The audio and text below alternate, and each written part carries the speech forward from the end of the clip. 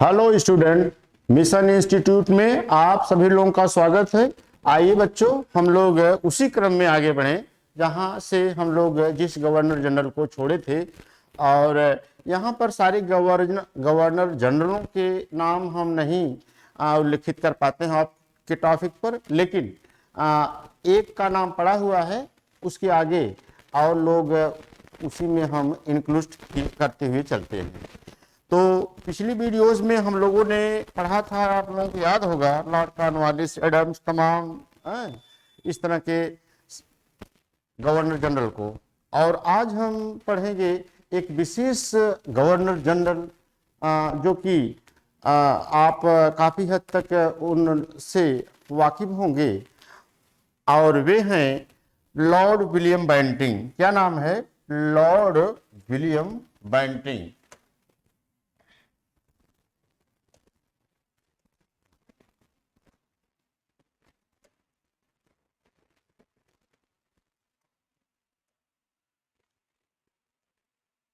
Lord William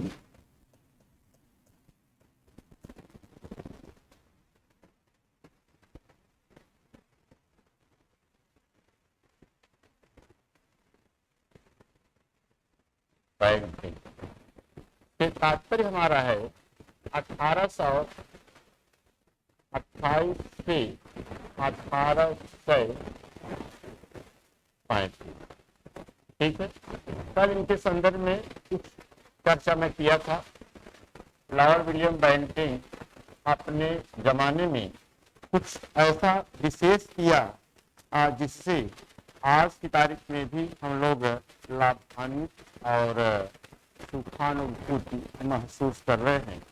और इसके पहले की वीडियोस में हमने आपको लोगों को बतलाया था कि ब्रह्म समाज के संस्थापक को, जो कि एक प्रगतिशील विचारधारा के थे, और राजा राम मोहन राय ने सती प्रथा के खिलाफ, सामाजिक दुर्व्यवस्था, सती प्रथा के खिलाफ एक बहुत बड़ा आंदोलन, आवाज उठाई। और लॉर्ड विलियम बेंटिंग के सामने उस बात को जब रखा गया तो लॉर्ड विलियम बेंटिंग अपने शासनकाल में एक अधिनियम 1829 धारा 17 के तहत विधवाओं को जिंदा जलाए जाने की पाबंदी वैधानिक रूप से हमेशा हमेशा के लिए लगा दिया गया। यह इन्हीं के शासनकाल की बात है बच्चों। इसके अलावा सरकारी नौकरियों में जो भेदभाव की व्यवस्था थी उसको भी लॉर्ड विलियम बेंटिंग के समय समाप्त किया जाता है। 1833 धारा 87 के तहत किसी भी व्यक्ति को जाति, धर्म, लिंग इस तरह के से जो है उसको जो है सरकारी नौकरी या विशेष पद से विलग नहीं किया जाएगा। लॉर्ड विलियम बेंटिंग के समय जो है शिक्षा का व्यवहारिक स्वरूप क्या हो यह भी स्पष्ट किया जाता है। और कलकत्ता में एक मेडिकल कॉलेज भी स्थापित किया जाता है। तो बच्चों आइए हम लिखते हुए आगे बढ़ें, क्योंकि ये जो है ऑनलाइन क्लासेज है। सारी चीज़ें जब तक हम आपको उल्लिखित नहीं करेंगे आप भली भांति उससे अवगत नहीं हो पाएंगे। तो सबसे पहले हम आइए देखते हैं लॉर्ड विलियम बेंटिंग सबसे महत्वपूर्ण है। भारत का पहला गवर्नर जनरल है।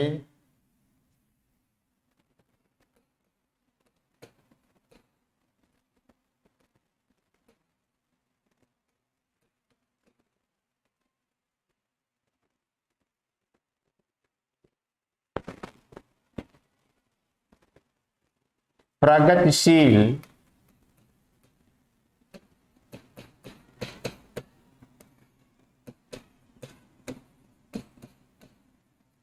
विचारधारा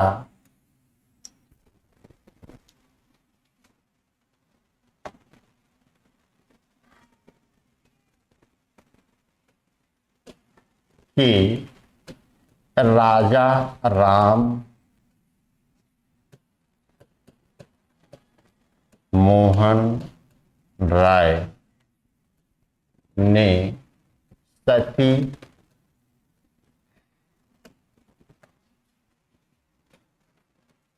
प्रथा के खिलाफ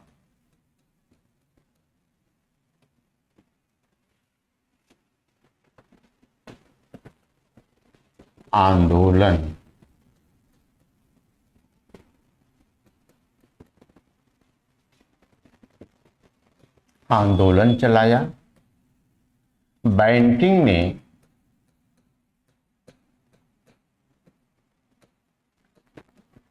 1829 में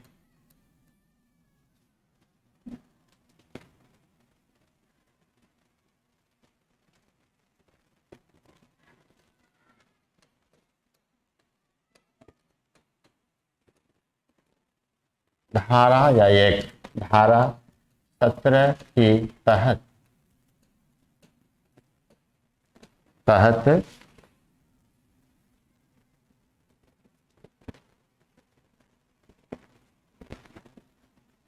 विधवाओं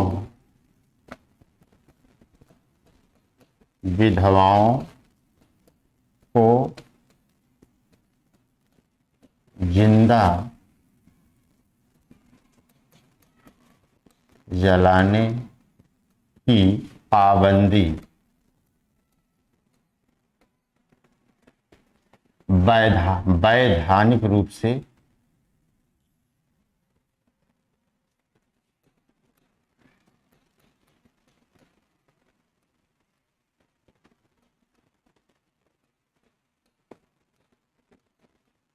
की गई।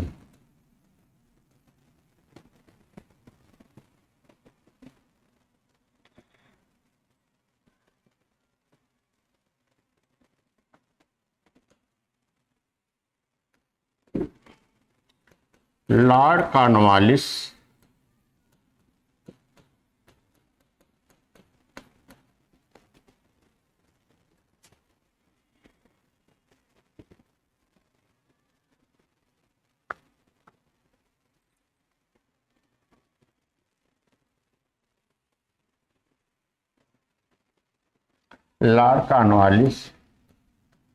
के समय से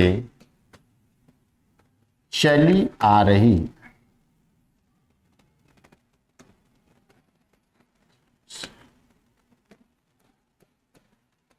सरकारी नौकरी में भेदभाव की नीति को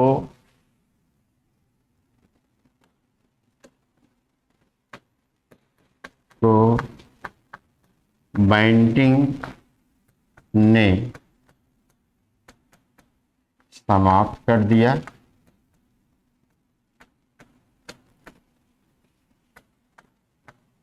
अठारह सौ 33 में धारा एक्ट 87 के तहत अब किसी भी व्यक्ति को जाति,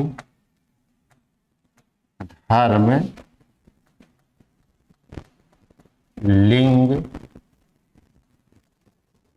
आदि के आधार पर भेदभाव नहीं किया जाएगा।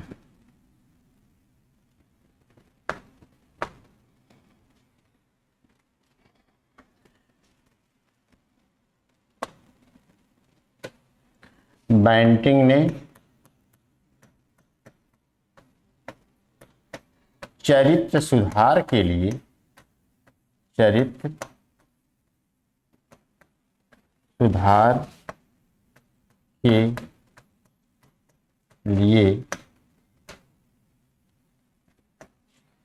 के लिए जबलपुर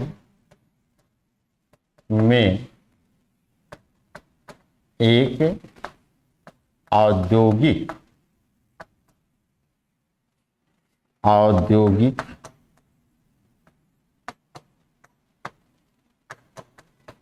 विद्यालय खोला। भारत का पहला governor general Lord William Bentinck प्रगतिशील विचारधारा के राजा राम मोहन राय ने सती प्रथा के खिलाफ आंदोलन चलाया। बेंटिंग ने 1829 में धारा एक्ट 17 के तहत विधवाओं को जिंदा जलाने की पाबंदी वैधानिक रूप से की। लॉर्ड कॉर्नवालिस के समय से सरकारी नौकरी में भेदभाव की नीति को बेंटिंग ने समाप्त कर दिया। 1833 में धारा एक्ट 87 के तहत अब किसी भी व्यक्ति को जाति, धर्म, लिंग आदि के आधार पर भेदभाव नहीं किया जाएगा। बेंटिंग ने चरित्र सुधार के लिए जबलपुर में एक औद्योगिक, बहुत इंपॉर्टेंट है, पूछा जाता है, जबलपुर में एक औद्योगिक विद्यालय खोला। बच्चों स्क्रीनशॉट करें, उसके बाद हम आगे बढ़ें।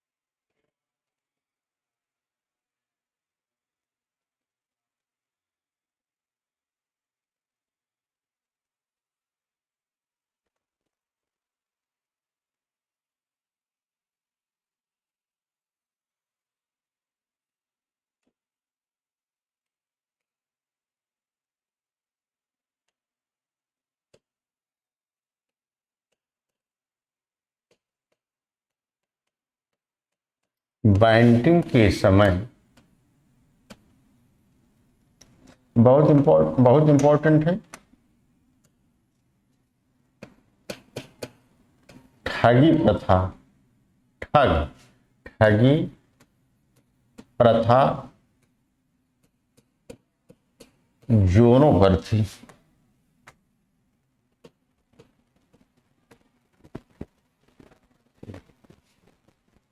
इसने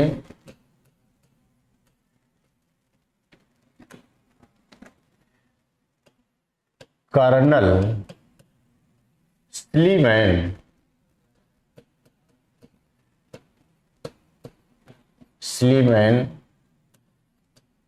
को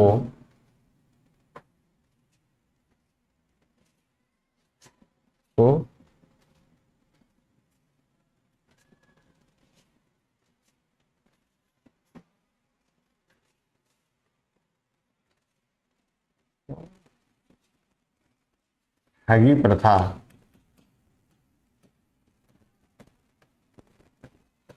समाप्त करने का कार्य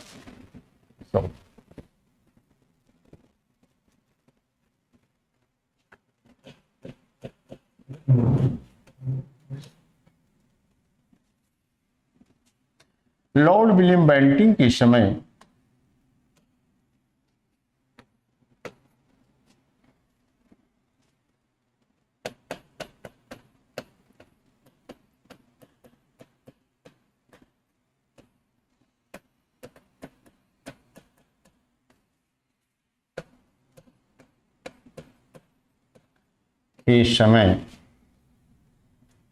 लॉर्ड मैकाले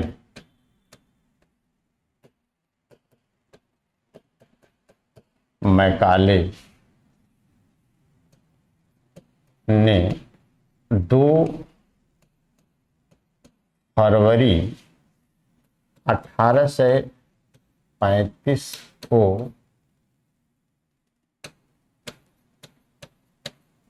अपना स्मरण पत्र मिनट प्रस्तुत किया।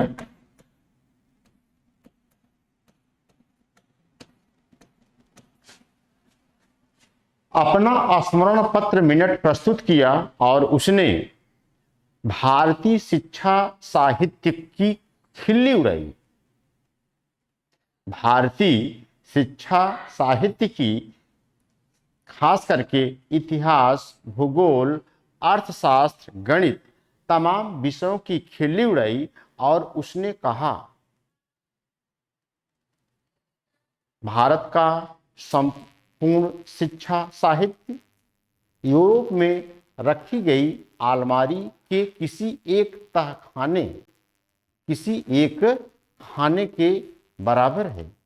और लॉर्ड विलियम बेंटिंग के समय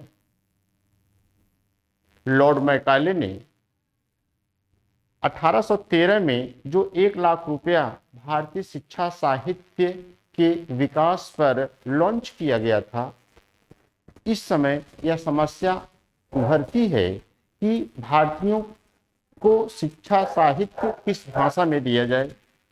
और इसी दौरान लॉर्ड मैकाले भारतीय शिक्षा साहित्य की खिल्ली उड़ाते हुए अपने स्मरण पत्र में इस बात का उल्लेख किया और अंत में 7 मार्च 1835 को जो है शिक्षा के विकास का आधार अंग्रेजी को बनाया जाता है।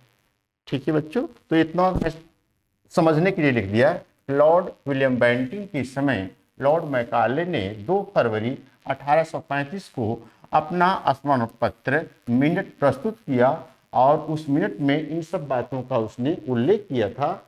मजाक उड़ाया, इतिहास, भूगोल इत्यादि विषयों का उसने मजाक उड़ाया, खिल्ली उड़ाया।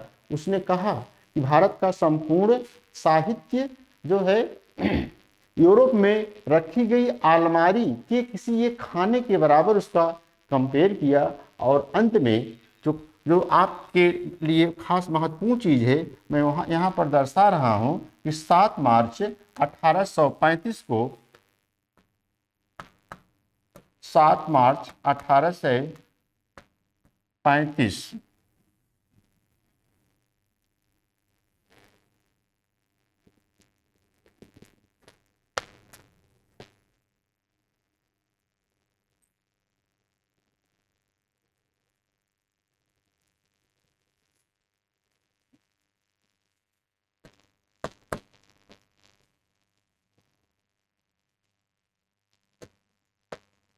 प्रशासन की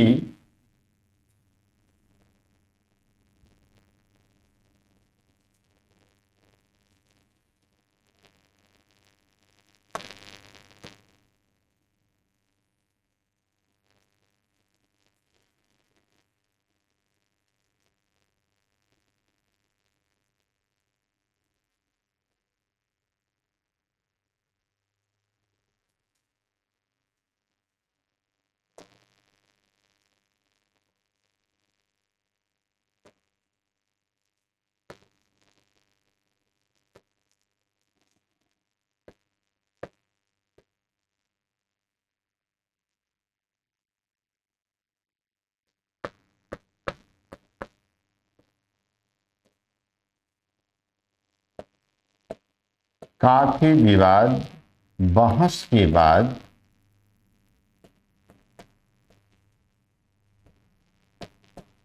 इस निष्कर्ष पर पहुंचा गया कर्ष पर पहुंचा गया की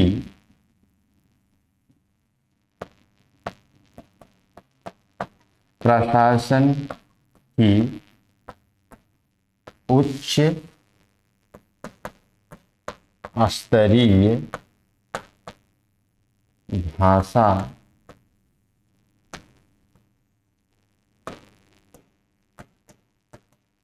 भाषा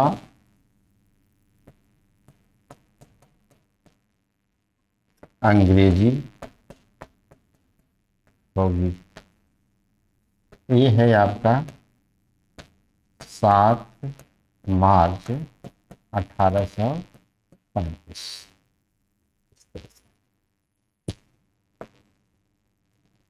1835 में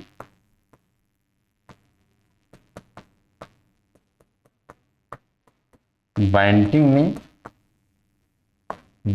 ने कलकत्ता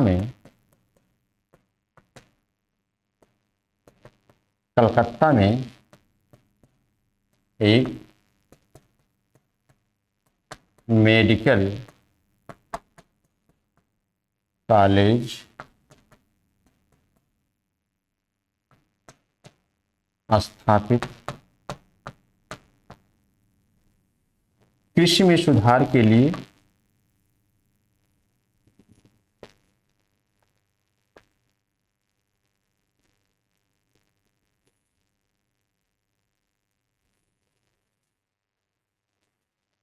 रॉबर्ट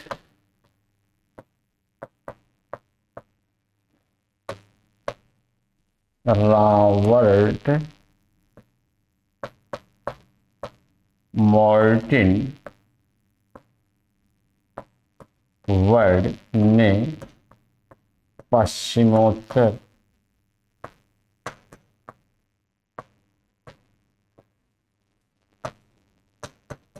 भारत में कृषि सुधार के क्षेत्र में कार्य। ठगी प्रथा, बैंटिंग के समय ठगी प्रथा जोरों पर थी। इसने कर्नल स्लीमैन को ठगी प्रथा समाप्त करने का कार्य सौंपा। लॉर्ड विलियम बैंटिंग के समय लॉर्ड मैकाले ने 2 फरवरी 1835 को अपना आत्मन पत्र मिनट प्रस्तुत किया और उसमें इस बात का उल्लेख था जिसमें कि भारतीय साहित्य की खिल्ली उड़ाई गई है, मजाक उड़ाया गया है। काफ़ी विवाद बहस के बाद इस निष्कर्ष पर पहुंचा गया कि प्रशासन की उच्च स्तरीय भाषा अंग्रेजी होगी। 7 मार्च 1835 में बैंटिंग ने कलकत्ता, बहुत इंपॉर्टेंट है, कलकत्ता में एक मेडिकल कॉलेज की स्थापना किया। रॉबर्ट मॉर्टिन बर्ड ने पश्चिमोत्तर भारत में कृषि सुधार के क्षेत्र में कार्य किया। तो बच्चों इसे भी आप स्क्रीनशॉट करें, उसके बाद हम आगे बढ़ें।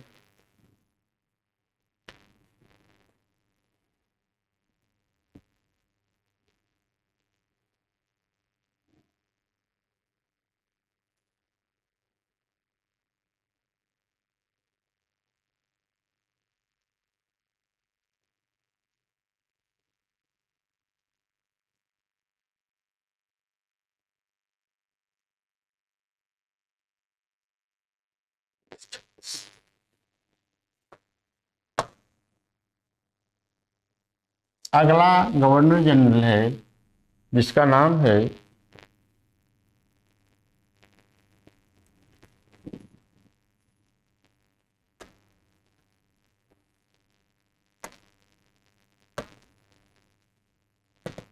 Sir Charles Metcalfe. 1835 से 1836 सर चार्ल्स मेटकाफ ने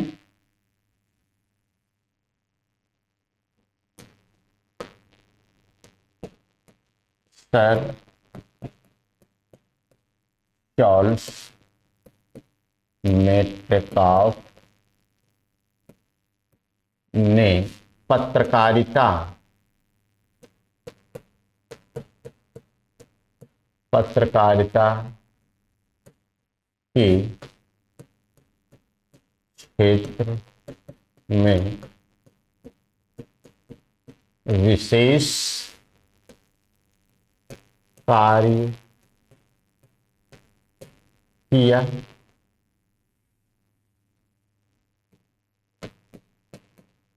इसलिए इसे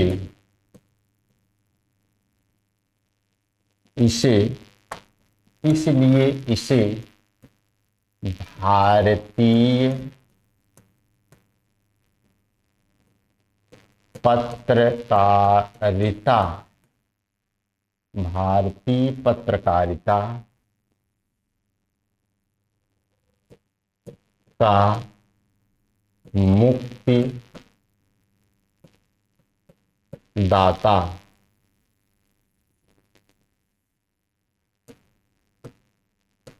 कहा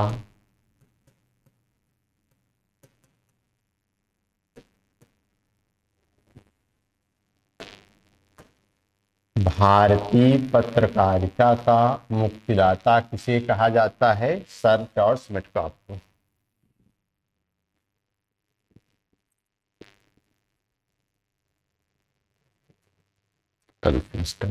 इसके बाद जो आएगा आपका एलफिंस्टन, गवर्नर जनरल की बात मैं कर रहा हूं। एल फिंस्टन 1836 से 1836।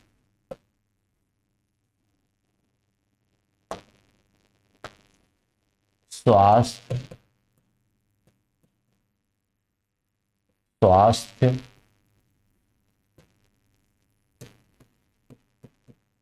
खराब होने के कारण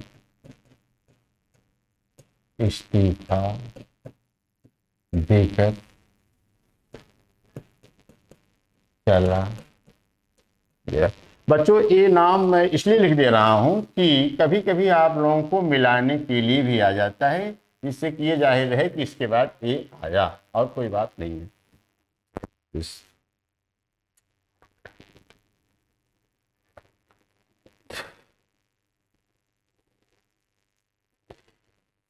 इसके बाद का जो गवर्नर जनरल आएगा वह है लॉर्ड ऑकलैंड। लॉर्ड ऑकलैंड 1836 से 1842।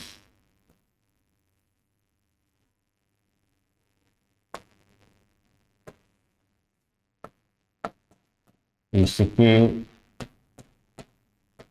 समय की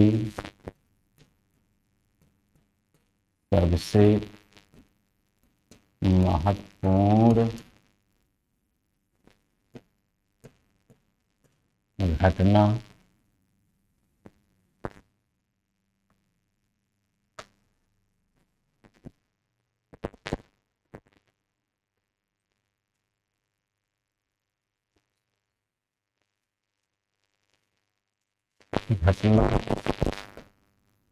प्रथम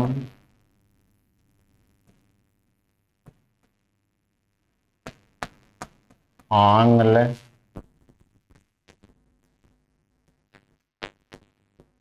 अफगान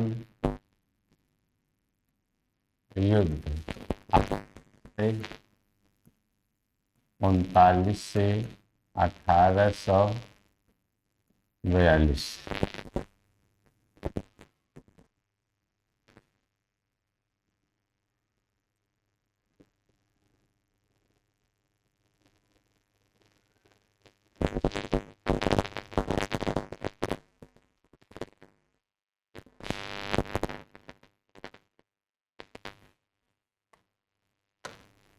1839 में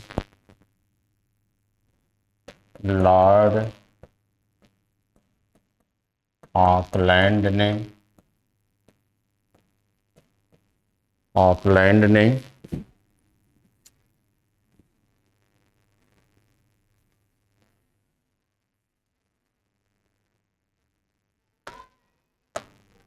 कलकत्ता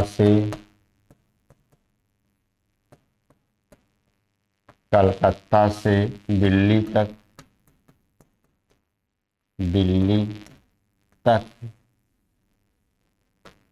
जीटी रोड के निर्माण का कार्य शुरू करवाया।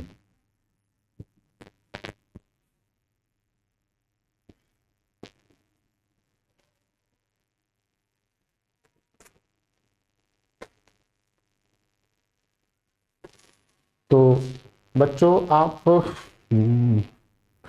इसे आप इतना स्क्रीनशॉट करें, उसके बाद फिर हम आगे बढ़ते हैं। सर चार्ल्स मेटकॉफ यानी सर चार्ल्स मेटकॉफ ने पत्रकारिता के क्षेत्र में विशेष कार्य किया, इसलिए इसे भारतीय पत्रकारिता का मुक्तिदाता कहा जाता है। एल्फिंस्टन स्वास्थ्य खराब होने के कारण इस्तीफा देकर भाग गया। ऑकलैंड के समय की सबसे महत्वपूर्ण घटना प्रथम आंग्ल अफगान युद्ध 1839-1842 में होता है। 1839 में लॉर्ड ऑकलैंड बहुत इंपॉर्टेंट है। कलकत्ता से दिल्ली तक जीटी रोड के निर्माण का कार्य शुरू करवाया। ठीक है, स्क्रीनशॉट करें, उसके बाद हम आगे बढ़ते हैं।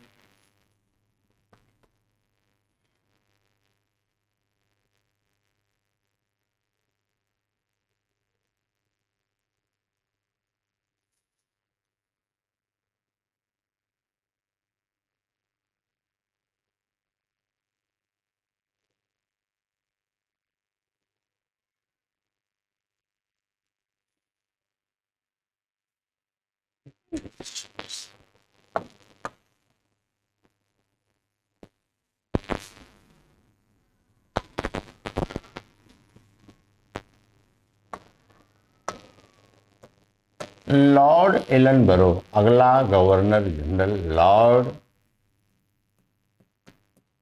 एलन बरो 1842 से 1844।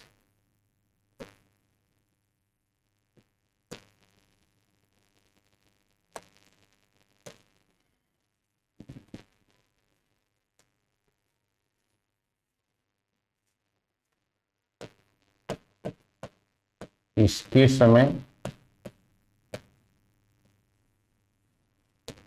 प्रथम आंग्ल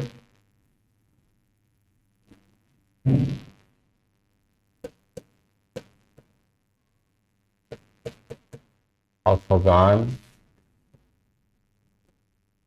युद्ध समाप्त हुआ।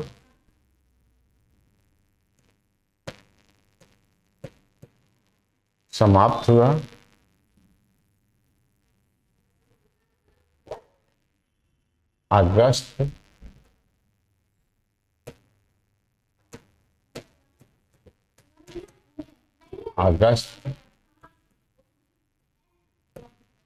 1843 में अगस्त 1843 में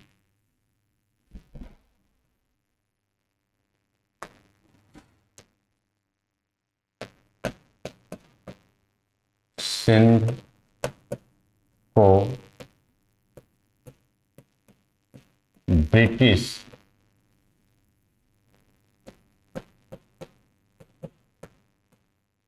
साम्राज्य का हिस्सा बना लिया गया।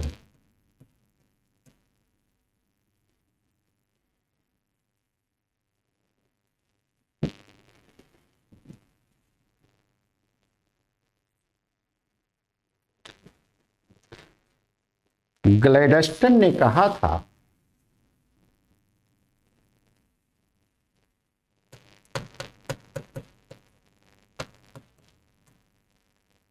ग्लैडस्टन ने कहा था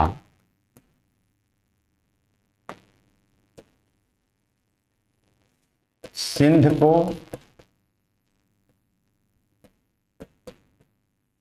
जीतना बुरा था, लेकिन छोड़ना उसे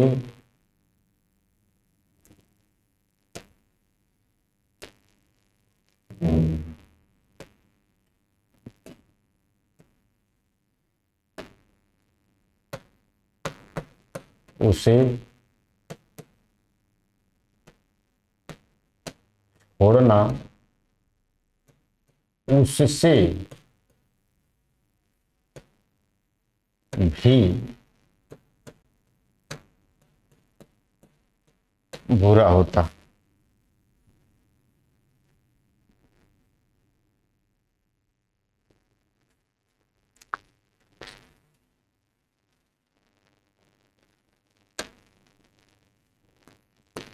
अगला गवर्नर जनरल है लॉर्ड हार्डिंग। 1844 से 1848।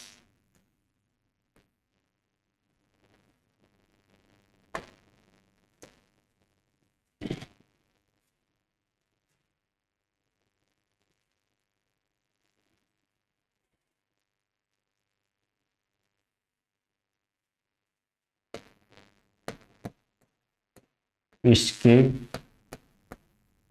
समय की महत्वपूर्ण घटना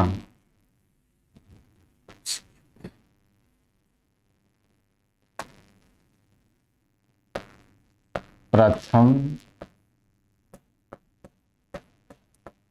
सिख युद्ध 1800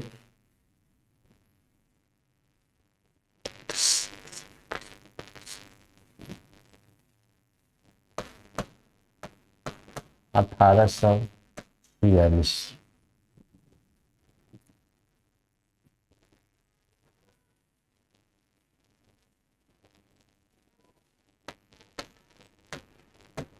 इस युद्ध का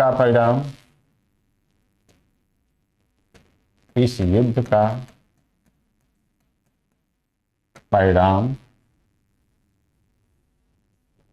अंग्रेजों के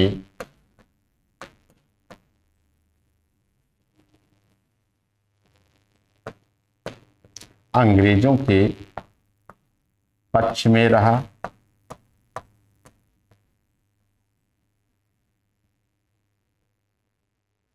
लॉर्ड एलनबरो, जैसा कि आप देख रहे हैं, इसके समय में प्रथम आंग्ल अफगान युद्ध समाप्त होता है और 1843 में सिंध को ब्रिटिश साम्राज्य का हिस्सा बना लिया गया और ग्लैडस्टन ने इस बात की उद्घोषणा की, सिंध को छोड़ना, सिंध को जीतना तो बुरा था, लेकिन उसे छोड़ना कहीं उससे भी बुरा होता।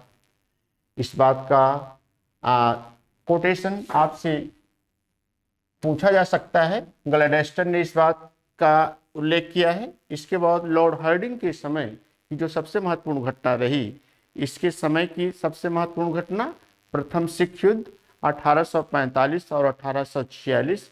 इस युद्ध का परिणाम अंग्रेजों के पक्ष में रहा। आप इसे स्क्रीनशॉट करें, उसके बाद फिर हम आगे देखते हैं।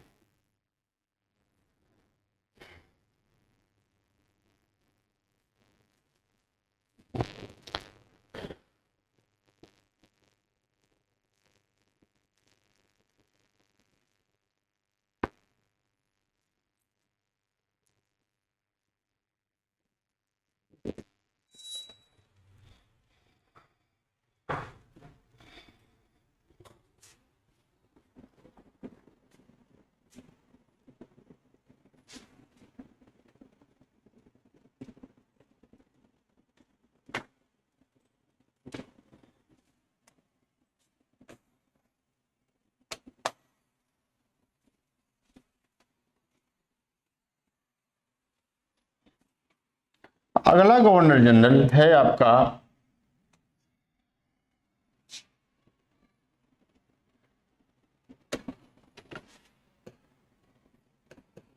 लॉर्ड डलहौजी।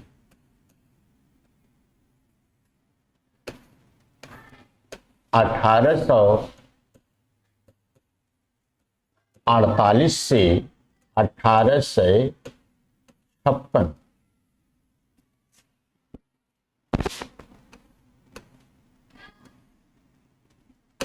इसके संदर्भ में बहुत सी बातें हमारे और आपके सामने उभर करके आती हैं। लॉर्ड डलहौजी को आप लोगों ने जरूर सुना होगा। लॉर्ड डलहौजी की हड़प नीति। लॉर्ड डलहौजी ने भारत में कुछ विशेष काम भी किया और जो है जिसे हम आज की तारीख में भी उसको महत्वपूर्ण समझते हैं।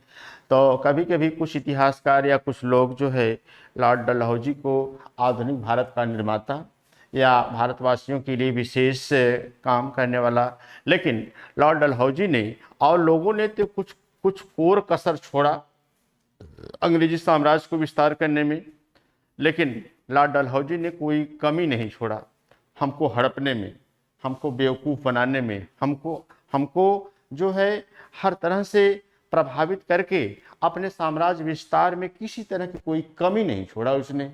यहाँ तक कि जो लोग निसंतान मर जाते थे, जिनके पास बाल बच्चे या इस तरह से लोग नहीं हुआ करते थे, तो यहाँ एक प्रथा प्रचलित थी गोद लेने की प्रथा कि हमारे पास बच्चे नहीं हैं, चलिए हम अपनी प्रॉपर्टी या हम अपनी संपत्ति को जो है किसी बच्चे की सेवा शुश्रूषा करने के दौरान जो है सारी चीज़ें उसके ऊपर हम सौंप देंगे। तो लॉर्ड डलहौजी ने इस बात को भी स्पष्ट कर दिया कि कोई भी व्यक्ति, कोई भी देशी राजा, कोई भी राजा जो है किसी बच्चे को गोद लेने के पहले उसकी सहमति या स्वीकृति पहले मुझसे लेगा, उसके बाद ही किसी को गोद लेगा। एक बात। और दूसरी बात ये कि जब उस क्षेत्र का या जब उस रियासत का वह राजा बनेगा उस समय भी इसकी सूचना गवर्नर जनरल लॉर्ड डलहौजी के पास पहुंचनी चाहिए। अब लॉर्ड डलहौजी तक यह बात पहुंचना साधारण बात या छोटी बात नहीं थी, लोग वहां तक पहुंच ही नहीं पाते थे। लॉर्ड डलहौजी उनके ऊपर तमाम तरह के आरोप प्रत्यारोप लगा करके उनकी रियासत या उनका भूभाग या उनका क्षेत्र अपने कब्जे में कर लिया करता था। और इस तरह से लॉर्ड डलहौजी अपने शासनकाल में बहुत से क्षेत्रों को जो है अपने अधीन किया और जो है बहुत से स्थान तो इस तरह से रहे कि यहाँ के जो नवाब थे, यहाँ के जो राजा थे, उनके ऊपर तमाम आरोप प्रत्यारोप लगा करके कि तुम काम बढ़िया नहीं कर रहे हो, तुम यहाँ की व्यवस्था को संभालने योग्य नहीं हो।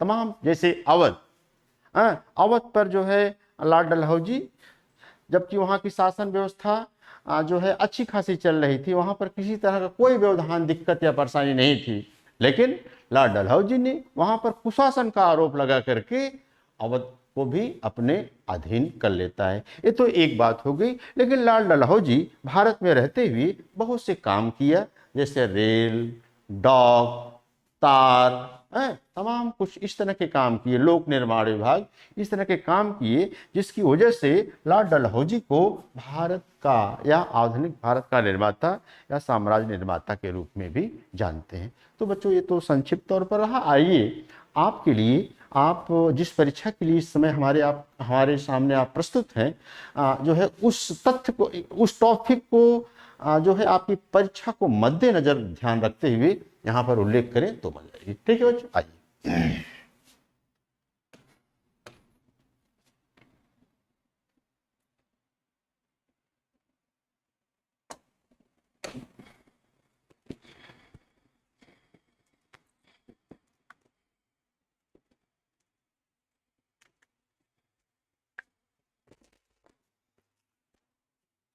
डलहौजी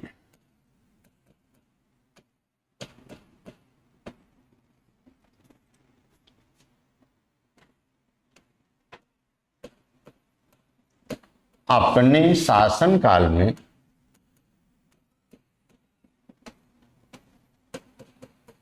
शासन काल में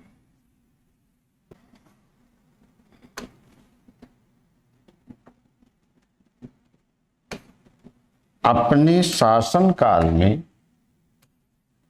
व्यापगत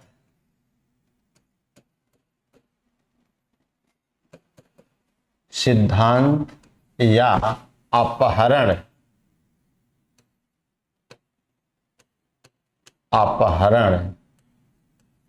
की नीति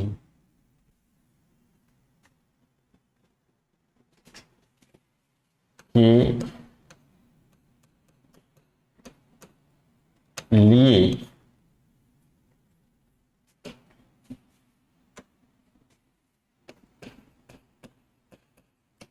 विशेष रूप से जाना जाता है। देसी राजाओं को गोंद लेने की व्यवस्था को कठोर बना दिया था।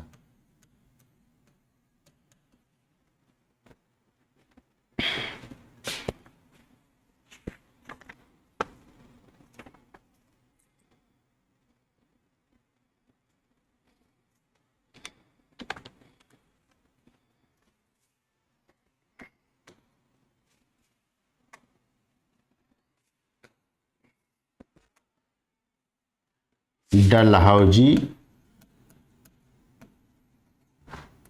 द्वारा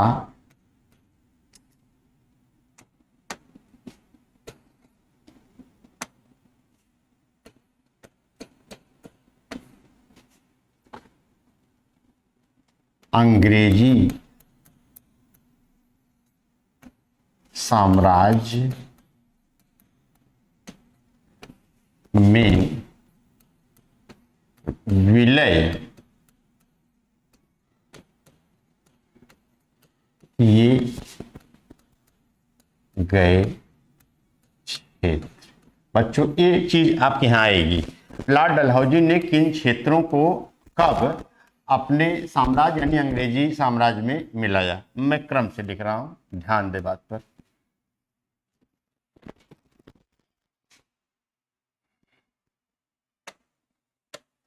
सतारा 1848 बहुत इंपॉर्टेंट है। 17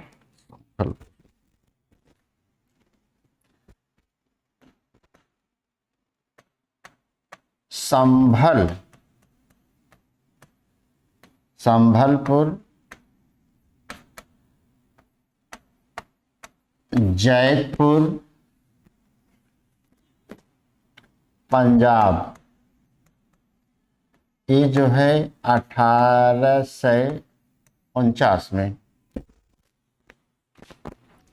बघाट 50 में, बघाट 1850,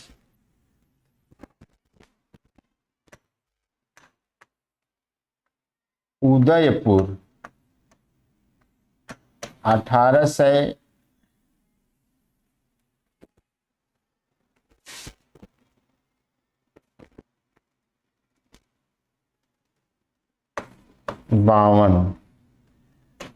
झांसी 1853,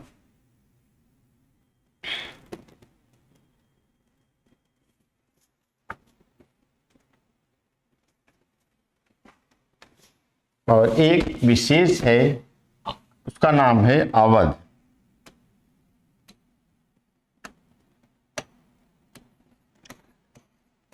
अवध के बारे में मैं लिख रहा हूं।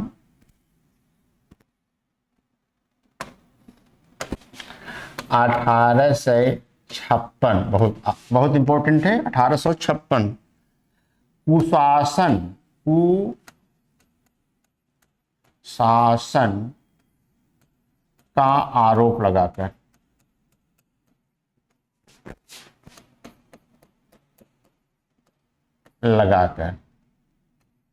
अच्छा,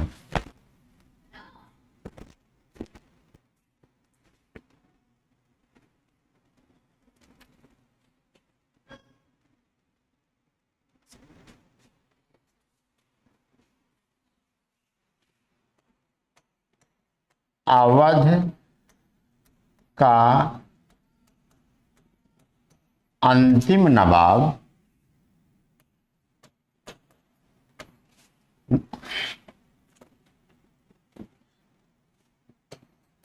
वाजिद अली शाह पर कुशासन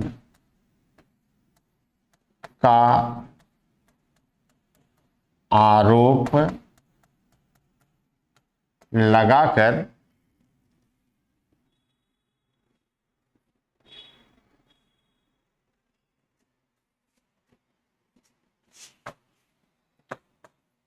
बारह लाख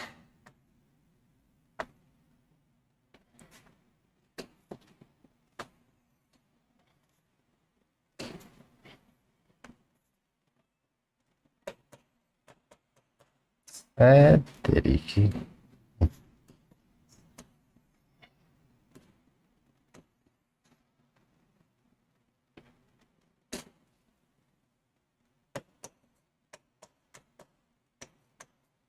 लाख व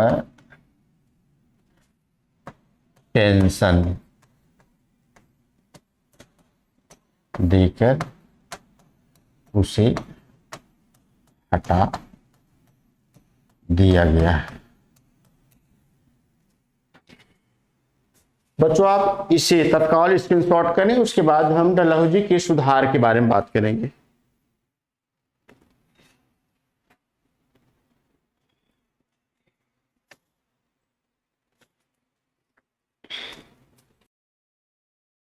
अभी नहीं हुआ है, 15 मिनट बाकी होगा अभी। सब 15 मिनट बाकी होगा अभी।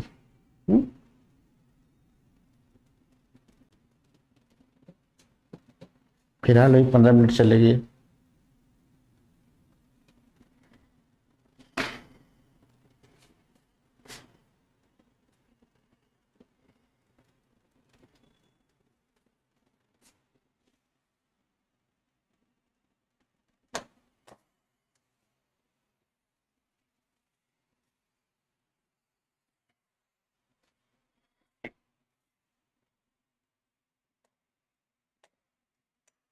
डलहौजी द्वारा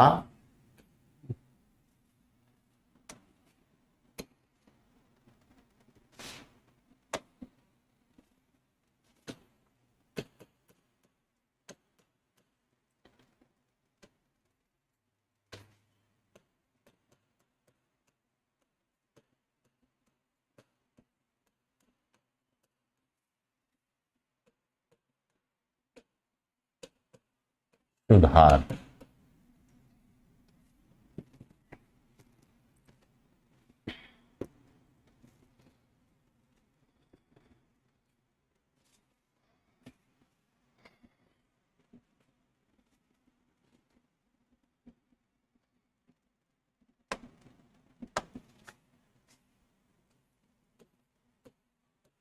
डलहौजी ने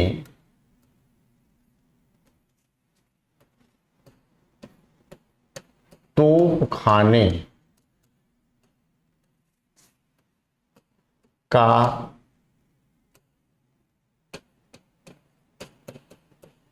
मुख्यालय कलकत्ता से हटाकर मेरठ किया।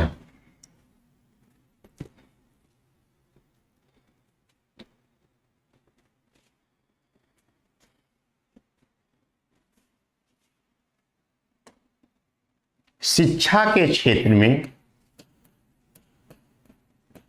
शिक्षा के क्षेत्र में 1854 में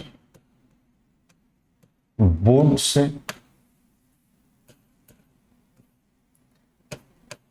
डिस्पैच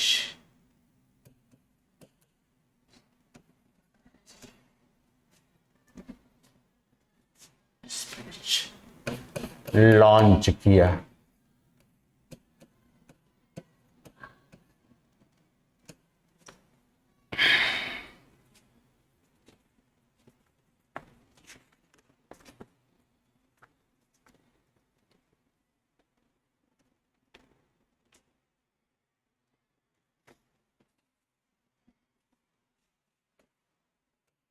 जो प्राथमिक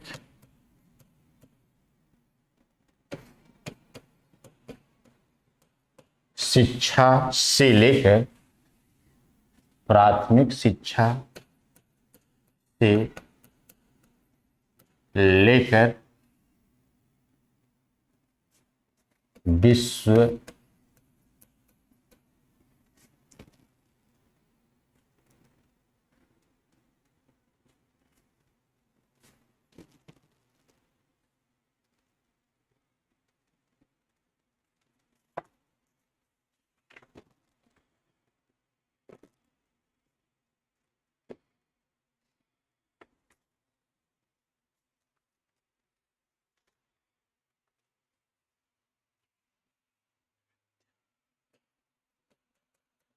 विश्वविद्यालय स्तर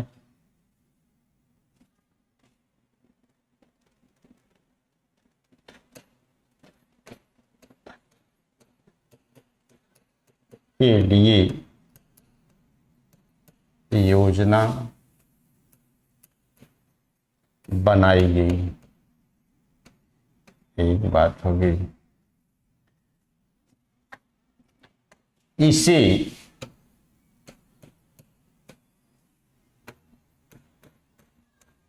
भारतीय शिक्षा का मैग्ना कार्टा कहा गया।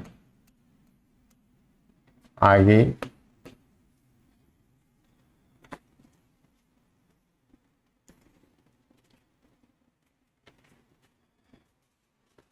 डलहौजी को, इतना गलत हो रहा है,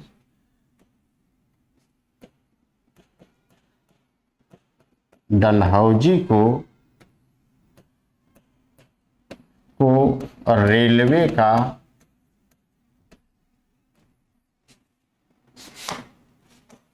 रेलवे का जनक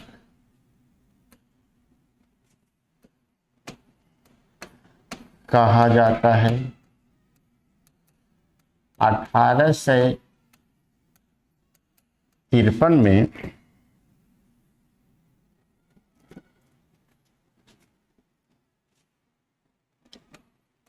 बंबई से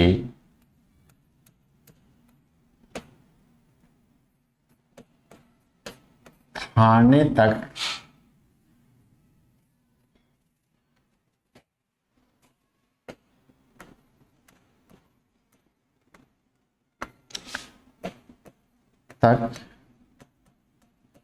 उसने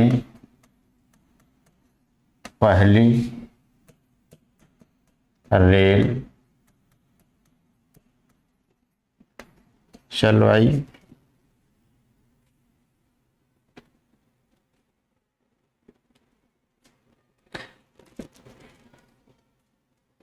अठारह सौ 53 में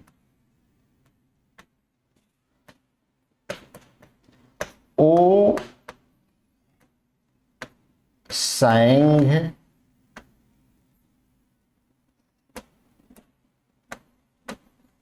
ओ सैंघ नेसी की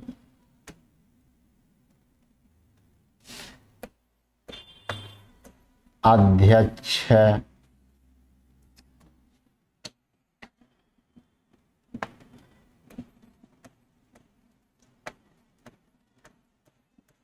अध्यक्षता में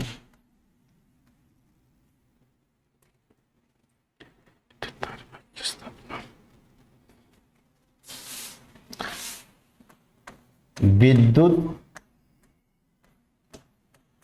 तार विभाग की स्थापना कलकत्ता से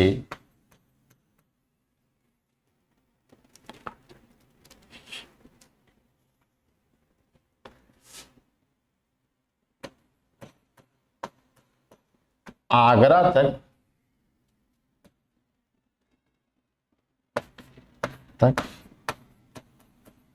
पहली बार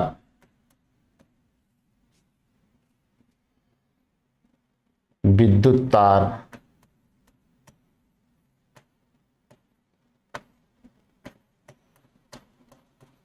से संदेश भेजा गया।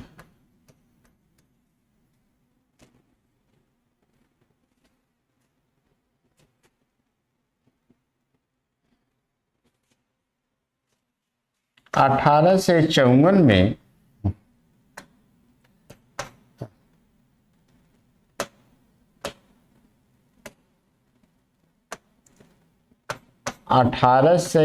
54 में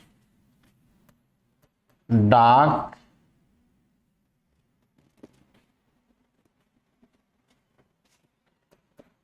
विभाग में सुधार करते हुए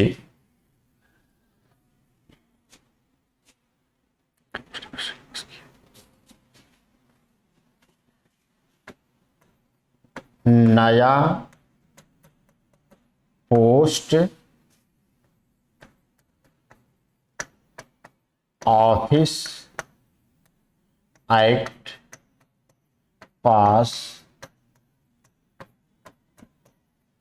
किया गया।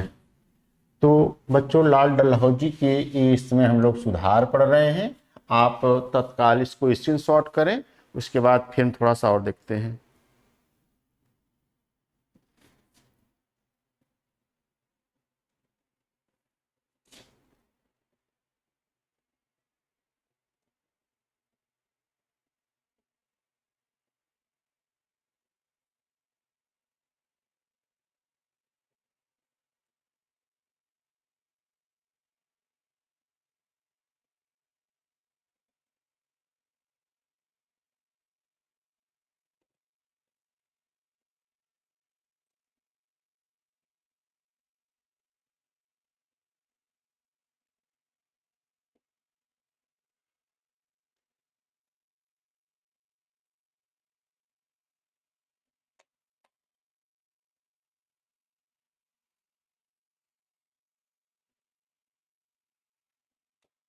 एक पॉइंट और है जो कि बहुत महत्वपूर्ण है।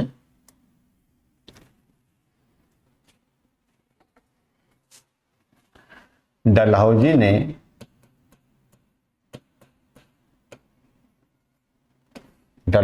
ने पृथक रूप से पहली बार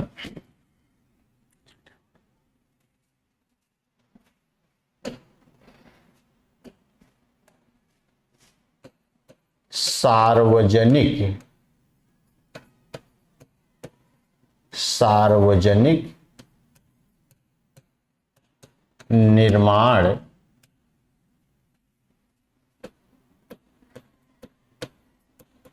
विभाग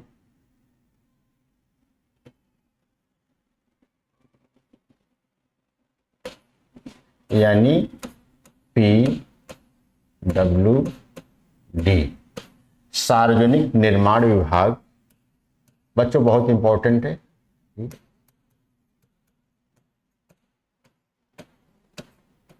स्थापना की।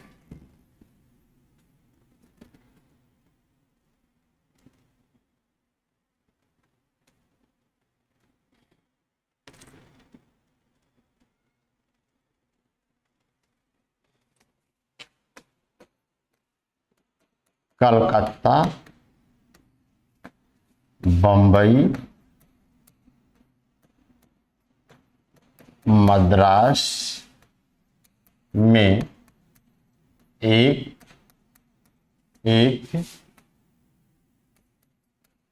विश्वविद्यालय की स्थापना की गई।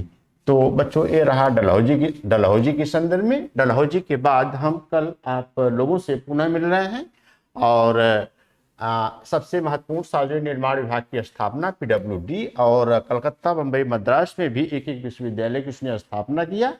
और डलहौजी के बाद की सिचुएशन कल मैं विशेष रूप से बात करूंगा। बच्चों तब तक के लिए थैंक यू, धन्यवाद, जय हिंद।